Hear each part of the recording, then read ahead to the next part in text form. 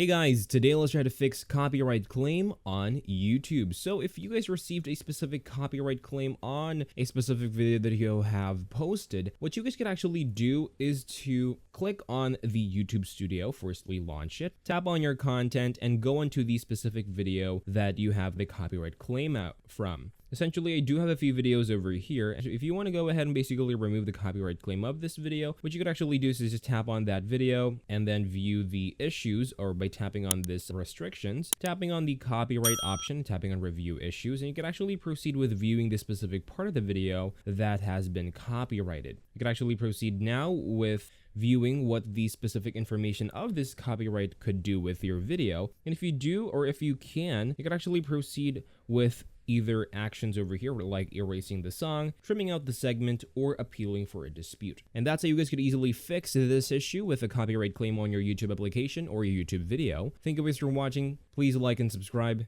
and take care.